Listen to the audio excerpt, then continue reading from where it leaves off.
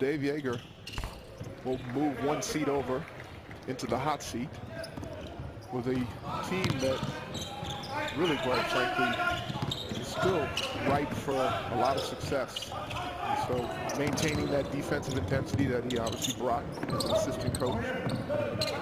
Each year they've gotten better there, but scoring has always been their greatest challenge. Right. So where can they find additional perimeter scoring to make them one step closer to the championship? Matt Howard makes it a 5-point lead for the Bulls, but you bring up a good point because Memphis led the league, giving up only 89 points a game last year. Offensively, what a struggle. Only 93 a contest, 26th in the NBA out of 30 teams. And the travel. Brian Manning just came into the game. A young man, a native of London, 25-year-old. Matt Janning is coming in now for Chicago. So it's 51 seconds left in the first in a 5-point game. Turnovers and missed opportunities. That's the story early in this game. Brian Manning also playing his college basketball at the University of Washington. Bowers out of Missouri. He did that regularly for the Tigers in Columbia. Good looking shot. But translating your game to the next level. Some of the quick look at whether you're going to be able to do that among some of the peers that are trying to make it into the league as well. Blue on the trail. It's Roten. And well defended. Exceptional job at the defensive end by Deion Thompson without committing the foul. We'll play for the final shot. Team 6 points and an assist so far, and it will stay at 6 points. That kind of is the story.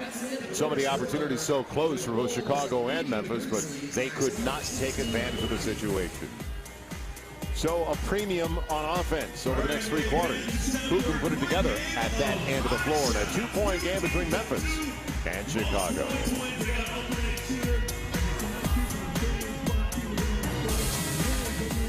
A mile from Cox Pavilion as we welcome you back on NBA TV. It's the Summer League editions of the Chicago Bulls and the Memphis Grizzlies. Memphis in the white jerseys. They've got the ball to start the second 10-minute session.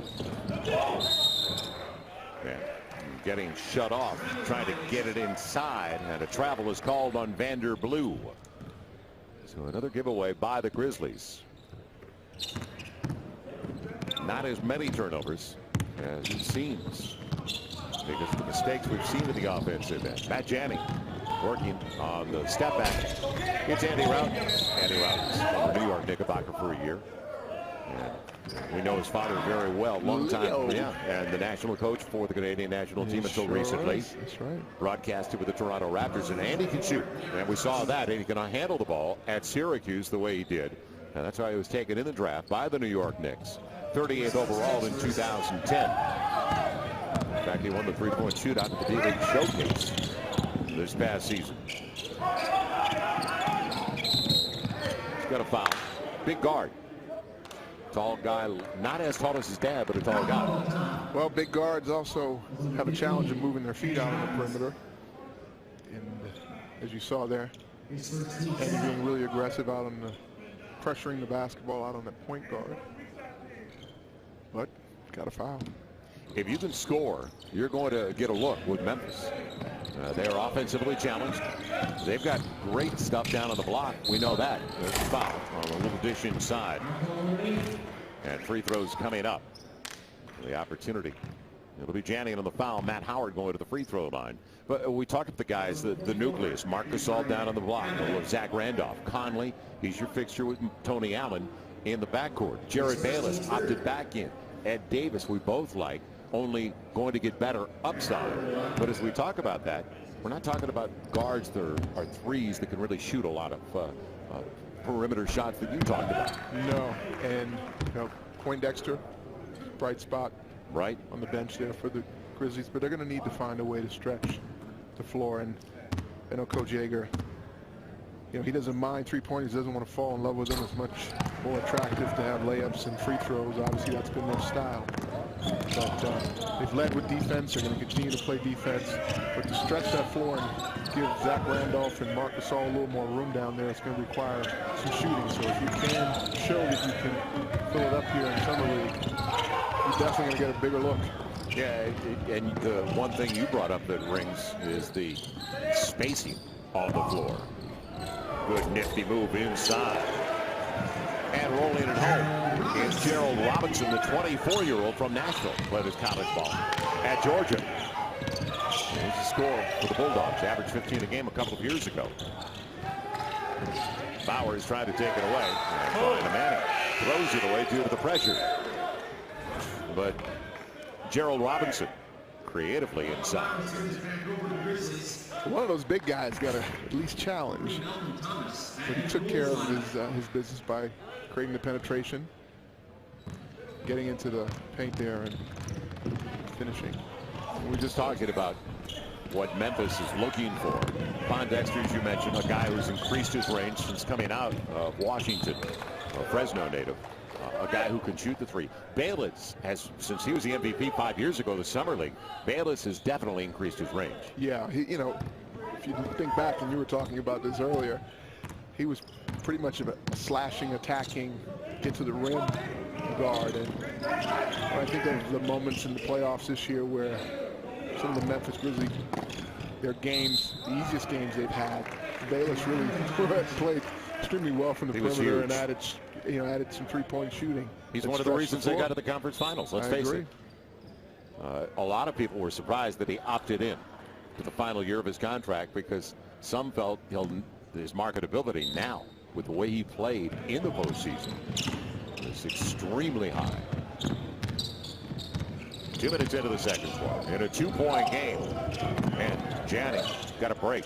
Looked like a turnover waiting to happen. Thomas on the jump hook, and Bowers defended it well.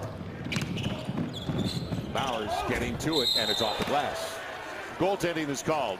So the call goes against the Chicago Bulls and Deion Thompson. Would it be a thrill for the young man who just put it off the glass and counted for Lawrence Bowers, because he played his college basketball at Missouri, but he is a native of Memphis, Tennessee.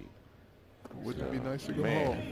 What a thrill it would be to get he was not drafted, just a fall camp invite. It'll stay. The Bulls have. And Marcus Teague, along with Tony Snell and Goudlock, the experienced one we talked about, are coming back into the game. Despite the fact they've got that experience working in the backcourt of Teague and Goudlock, it's a 4-point lead for the Grizzlies. And Bowers has 4 points off the bench since coming in just a couple of minutes ago. Well, the tail of the first quarter was a few turnovers and poor shooting percentages.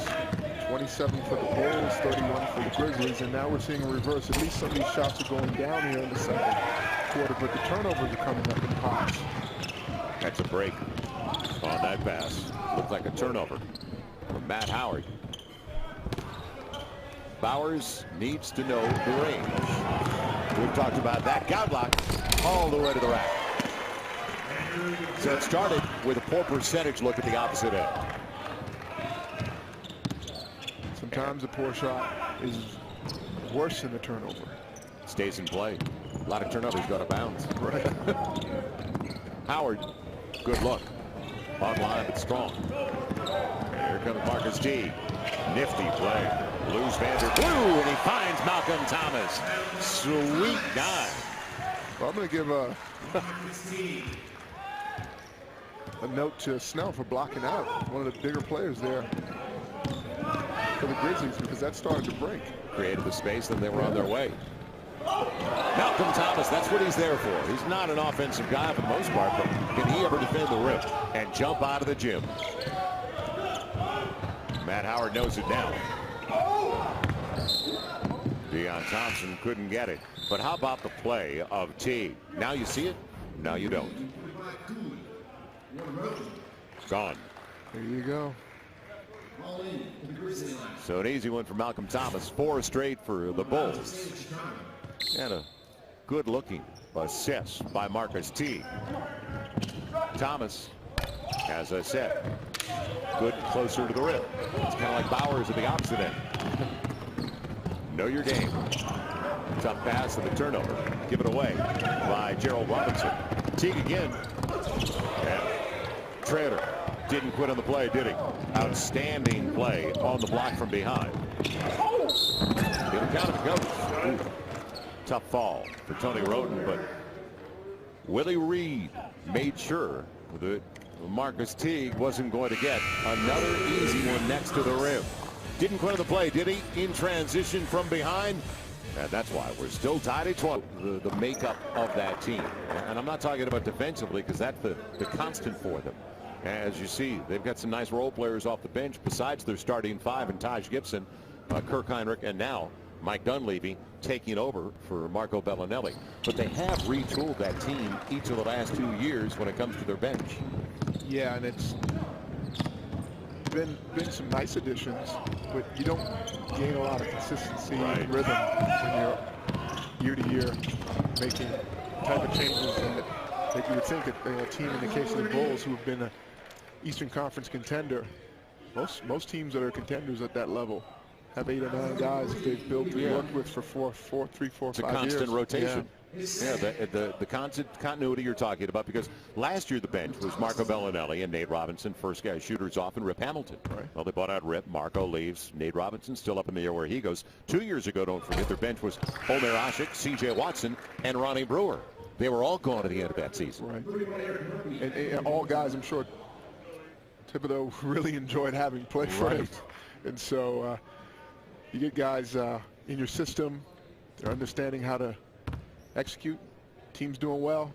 I think Derrick Rose's injury obviously put a lot of bench players in positions of having to stretch their effectiveness, finding themselves in positions where they're having to deliver statistically or effectively, which really isn't in their game. So it was a series of adjustments for that franchise.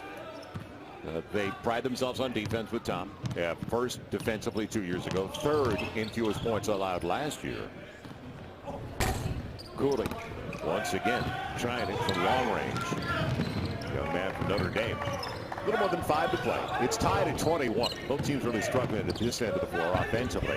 Godlock. And finally one that looked like it was going to bounce back out, because he's had 2 go down and all the way out. And it's going to be a loose ball foul. Count the bucket. And also there'll be 1 free throw coming up. It'll be Malcolm Thomas going to the stripe.